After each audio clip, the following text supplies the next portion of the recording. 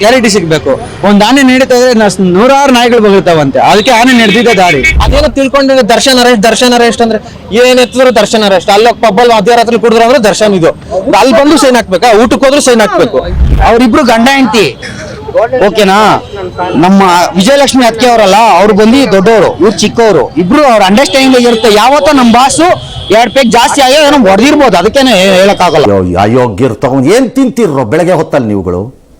ಆರೋಪಗಳು ಕೇಳಿ ಬರ್ತಾ ಇದೆಯಲ್ಲ ದರ್ಶನ್ ಮೇಲೆ, ನಿಮ್ಗೆ ಏನ್ ಅನ್ಸುತ್ತೆ? ಮೇಡಮ್ ಅವರು ಅದು ಮಾಡಿಲ್ಲ, ಅವ್ರು ಬೇರೆಯವರು ಚಾನ್ಸ್ ಫಾಲೋಯಿಂಗ್ ಜಾಸ್ತಿ ಇದೆ, ಅವ್ರನ್ನ ಇಂಡಸ್ಟ್ರಿ ತುಳಿಬೇಕು ಅಂತ ಸಾಕಷ್ಟು ಜನ ಕಾಯ್ತಿದ್ದಾರೆ. ಅದರಿಂದ ಅವರು ಬೇರೆ ಕೆಟ್ಟ ಆರೋಪನ ಅವ್ರ ಮೇಲೆ ಹೊರಿಸ್ತಿದ್ದಾರೆ ಅಂತ ನಾನು ಅನ್ಕೊಂಡಿದ್ದೀನಿ. ಯಾವ ಇವೆಲ್ಲ ಅವರಂತೂ ಮಾಡಿಲ್ಲ, ಬೇರೆಯವರು ಯಾರನ್ನ ಮಾಡಿ ಅವ್ರ ಮೇಲೆ ಹಾಕಿರ್ಬೋದು ಅಂತ ಅನ್ಕೋತೀನಿ ನಾನು. ಬಟ್ ಏನಂದ್ರೆ ಎಲ್ಲೋ ಒಂದ್ ಕಡೆ ಯೋಚನೆ ಮಾಡೋ ರೀತಿ ಇದೆ. ಯಾಕಂದ್ರೆ ಅದು ಪವಿತ್ರ ಗೌಡಗೆ ಅವ್ರು ಮೆಸೇಜ್ ಮಾಡಿರೋದು ಪ್ರೂಫ್ ಕೂಡ ಇದೆ. ಅಂದ್ರೆ ಕಮೆಂಟ್ಸ್ ಅಲ್ಲೇ ವಾರ್ ನಡೆದಿದೆ ಪವಿತ್ರ ಗೌಡ ಮತ್ತೆ ಇವರಿಗೆಲ್ಲ.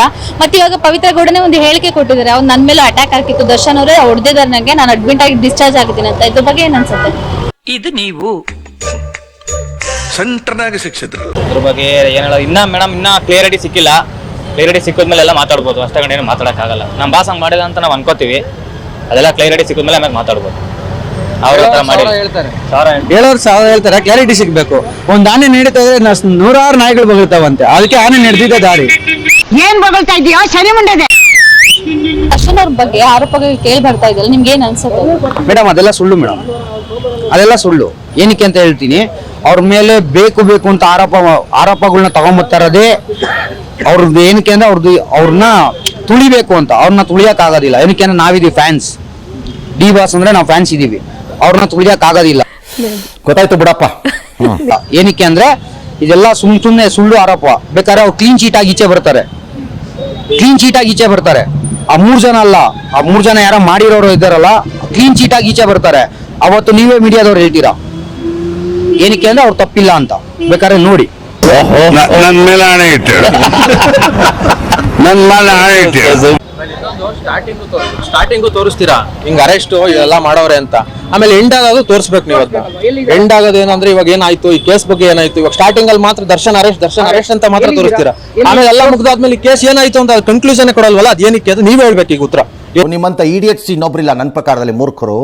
ಯಾಕಂದ್ರೆ ಯಾರೋ ಇವಾಗ ಸಾಮಾನ್ಯ ಜನರು ಅಂದ್ರೆ ಏನೋ ಒಂದು ತೋರಿಸಿದ್ರೆ ಒಂದು ಲೆಕ್ಕಾಚಾರ ನಡೀತದೆ. ಒಬ್ಬ ಆಕ್ಟರ್ ಆದ್ಮೇಲೆ ಅವ್ರದ್ದು ಇವಾಗ ಫ್ರೇಮ್ಗಳೆಲ್ಲ ಹಿಂಗ್ ಹಾಳಾಗುತ್ತಲ್ವಾ, ಅರೆಸ್ಟ್ ಅನ್ಬಿಟ್ರೆ ಹೆಂಗೆ?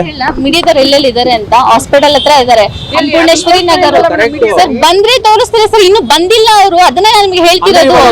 ಇವಾಗ ಗೊತ್ತಾಗಿದೆಯಾ ಇದು ಸರಿನಾ ತಪ್ಪ ಅಂತ, ಇದು ಒಳ್ಳೇದ ತಪ್ಪ ಅಂತ ಗೊತ್ತಾಗ್ಬಿಟ್ಟಿದ್ಯಾ ನಿಮ್ಗೆ? ಇವಾಗ ಕಂಪ್ಲೇಂಟ್ ಬಂದ್ಮೇಲೆ ತೋರಿಸಿದ್ರಿ ಅಂತ ನಾನು ಹೇಳ್ತಿರೋ. ದರ್ಶನ್ ಅರೆಸ್ಟ್ ಇವಾಗ ತೋರ್ಸಕ್ ಮುಂಚೆ ಏನ್ ನಾವು ಮಾಡ್ತಾ ಇದೀವಿ ಅದನ್ನ ಫಸ್ಟ್ ಕ್ಲಿಯರ್ ಆಗಿ ತಿಳ್ಕೊಂಡು ತೋರ್ಸ್ಬೇಕಲ್ವಾ. ಅದೇನೋ ತಿಳ್ಕೊಂಡು ದರ್ಶನ್ ಅರೆಸ್ಟ್ ಅಂದ್ರೆ ಏನ್ ಎತ್ತಿದ್ರು ದರ್ಶನ್ ಅರೆಸ್ಟ್. ಅಲ್ಲ ಪಬ್ಬಲ್ ಮಧ್ಯರಾತ್ರಿ ಕುಡಿದ್ರು ಅಂದ್ರೆ ದರ್ಶನ್ ಇದು ಅಲ್ಲಿ ಬಂದು ಸೈನ್ ಹಾಕ್ಬೇಕಾ, ಊಟಕ್ಕೆ ಹೋದ್ರು ಸೈನ್ ಹಾಕ್ಬೇಕು. ಈ ಬಡತವಿಂದ ದೇಶ ಉದ್ಧಾರ ಆಯ್ತದ. ಅರೆಸ್ಟ್ ಆಗಿರೋದಕ್ಕೆ ಅರೆಸ್ಟ್ ಅಂತ ತೋರಿಸ್ತಿರೋದು. ಮೈಸೂರಲ್ಲಿ ಅರೆಸ್ಟ್ ಮಾಡಿದಾರಲ್ವಾ, ಅದಕ್ಕೆ ಅರೆಸ್ಟ್ ಅಂತ ತೋರಿಸ್ತಿರೋದು. ಮೆಡಿಕಲ್ ಹೋಗಿರೋದು ನಿಮ್ಗೆ ತೋರಿಸ್ತಾ ಇಲ್ಲ. ಇನ್ನು ಅವರು ಹಾಸ್ಪಿಟಲ್ ಹತ್ರ ಹೋಗಿದ್ದ, ಇನ್ನ ಬರ್ತಾ ಮತ್ ನೀವೇ ತಾನೇ ಮೇಡಮ್ ಹೇಳ್ರಿ ಇವಾಗ ಅರೆಸ್ಟ್ ಹೋಗಿದ್ದಾರೆ ಅಂತ. ಪೊಲೀಸರು ಇನ್ನ ಅಲ್ಲಿ ಕರ್ಕೊಂಡು ಮೆಡಿಕಲ್ ಹೋಗಿದ್ದಾರೆ ಅಂತ ಹೇಳ್ರಿ ತಾನೆ. ಎಲ್ಲಿ ಹೋಗಿದ್ದಾರೆ? ಅವರು ಹಾಸ್ಪಿಟಲ್ ಹತ್ರ ಹೋದ ತಕ್ಷಣ ನಿಮ್ಗೆ ಎಲ್ಲಾ ಟಿವಿಯಲ್ಲೂ ಬಂದೇ ಬರುತ್ತೆ. ಇನ್ನು ಹೋಗಿಲ್ಲ ಅಂತ ನೀವು ತಾನೇ ಹೇಳ್ತಾ ಇದ್ದೀರಾ. ಅವರು ಮೈಸೂರಿಂದ ಬರ್ಬೇಕು. ಮೈಸೂರಿಂದ ಬರ್ಬೇಕು ಸರಿ. ಅಯ್ಯೋ ನಾನು ಮೆಡಿಕಲ್ ಹೌದು, ಮೆಡಿಕಲ್ ಚೆಕಪ್ ಕರ್ಕೊಂಡು ಹೋಗ್ತಿದ್ದಾರೆ ಅಂತ ನಾನು ಹೇಳ್ತಿರೋದು. ಹೋಗ್ತಿದ್ದಾರೆ ಅಂತ ಹೇಳಿದ್ರು. ಹೌದು ಹೋಗ್ತಿದ್ದಾರೆ ಅಂತ. ನನ್ನ ಹತ್ರ ವಿಡಿಯೋ ರೆಕಾರ್ಡಿಂಗ್ ಕೂಡ ಇದೆ. TRP ಏನು ಅಂದ್ರೆ ಮೀಡಿಯಾ, ಅದಕ್ಕೆ ಎಗರಿಸಿ ಕುಂಡ ಮೇಲೆ ಒದ್ದೆ ಅಂದ್ರೆ ಬಾಯಲ್ಲಿರೋ ಹಲ್ಲೆಲ್ಲ ಉದ್ರಬೇಕು. TRP ಏನು ಅಂದ್ರೆ ಮೀಡಿಯಾ. ಹೌದು ಅದೇ ಮೇಡಮ್ ನಾನು ಹೇಳ್ತಿರೋದೇನಂದ್ರೆ, ಏನು ಫಸ್ಟ್ ಅದೇನ್ ಪ್ರೂವ್ ಆಗಿಂತ ಮುಂಚೆನೆ ಸ್ಟಾರ್ಟಿಂಗ್ ಅಲ್ಲೇ ನಾವು ಒಬ್ಬ ಮನುಷ್ಯನ ತಪ್ಪಾಗಿ ತೋರಿಸ್ಬಾರ್ದು. ಯಾವ್ದು ಈ ವಿಷಯ ಅಂತಲ್ಲ, ಯಾವ್ದೇ ವಿಷಯ ಆಗ್ಲಿ ಯಾರಾದ್ರೂ ಆಗ್ಲಿ, ತಪ್ಪು ಮಾಡಿದ್ರೆ ತಪ್ಪು ಅಂತ ತೋರಿಸಿ, ತಪ್ಪು ಆಗಿಂತ ಮುಂಚೆನೆ ನಾವು ಜಡ್ಜ್ ಮಾಡಬಾರ್ದು. ಈ ಮನುಷ್ಯ ಹಿಂಗೆ ಮಾಡ್ಬಿಟ್ಟ, ಇದೇ ತರ ಮಾಡ್ದ, ಅದನ್ ಕಡೆ ತಪ್ಪು ಅಂತ ನನ್ನ ಅನಿಸಿಕೆ ಮೇಡಮ್. ನಾನು ಹೇಳೋದಷ್ಟೇ.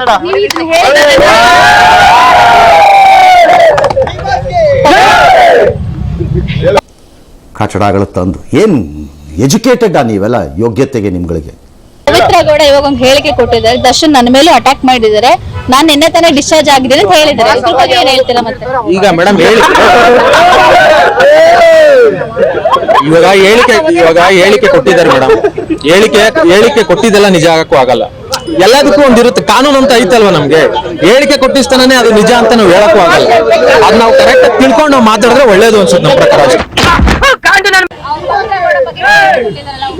ಯಾರು? ಪವಿತ್ರ ಗೌಡ ಹೇಳಿಕೆ ಕೊಟ್ಟಿದ್ದಾರೆ. ಏನಂತ ಕೊಟ್ಟಿದ್ದಾರೆ? ದರ್ಶನ್ ನನ್ನ ಮೇಲೆ ಹಲ್ಲೆ ಮಾಡಿದ್ದಾರೆ ಅಂತ ಹೇಳಿದಾರಲ್ಲ, ಅದಕ್ಕೆ. ಮೇಡಮ್ ಅದೆಲ್ಲ ಸುಳ್ಳು ಮೇಡಮ್. ಅವ್ರಿಬ್ರು ಗಂಡ ಹೆಂಡತಿ. No comments. ಓಕೆನಾ? ನಮ್ಮ ವಿಜಯಲಕ್ಷ್ಮಿ ಅತ್ಕೆ ಅವರಲ್ಲ, ಅವ್ರು ಬಂದು ದೊಡ್ಡವರು, ಇವ್ರು ಚಿಕ್ಕವರು. ಇಬ್ರು ಅವ್ರ ಅಂಡರ್ಸ್ಟ್ಯಾಂಡಿಂಗ್ ಇರುತ್ತೆ. ಯಾವತ್ತೋ ನಮ್ಮ ಬಾಸು 2 ಪೇಕ್ ಜಾಸ್ತಿ ಆಗ್ಯೋ ಏನೋ ಹೊಡೆದಿರ್ಬೋದು, ಅದಕ್ಕೇನೆ ಹೇಳಕ್ಕಾಗಲ್ಲ. ಅಮೇಝಿಂಗ್ ಇದು. ಹಸ್ಬೆಂಡ್ ಅಂಡ್ ವೈಫ್ ಅಂತ ನಾನೇ ಹೇಳ್ತಾ ಇದೀನಲ್ಲ, ಅವರೇ ಒಪ್ಕೊಂಡಾದ್ಮೇಲೆ ಅಷ್ಟು ಫೋಟೋಸ್ ಎಲ್ಲ ರಿಲೀಸ್ ಮಾಡ್ತಾ ಇದ್ದೀರಾ. ಬೆಳಗ್ಗೆಯಿಂದ ಸಾಯಂಕಾಲವರೆಗೂ ತೋರಿಸ್ತಾನೆ ಇದ್ದೀರಾ ಅಲ್ಲಿ. ಫೋಟೋಸ್ ಬಂತು ಈಚೆ ಅಂದ್ರೆ ಹಸ್ಬೆಂಡ್ ಅಂಡ್ ವೈಫ್ ಅಂತ. ಹೌದು, ಅವ್ರು ಒಪ್ಕೊಂತಲ್ವಾ? ಹೌದು, ಒಪ್ಕೊಂತ ಇದಾರಲ್ಲ ಅವ್ರಿಬ್ರು ಗಂಡ ಹೆಂಡತಿ. ನೀವು ಬೇಕು ಅಂತ ಬಂದು ಇದು ಮಾಡ್ತಾ ಇದ್ದೀರಾ.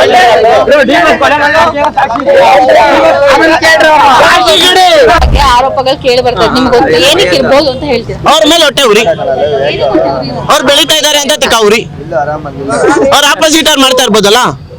ನನಗೆ ಎಷ್ಟು ಚೀಪ್ ಅನಿಸ್ಬಿಡ್ತು ಅಂದ್ರೆ, ಥೋ ನಿಮ್ಮ ಈ ತರದೆಲ್ಲ ಇದಾರೆ.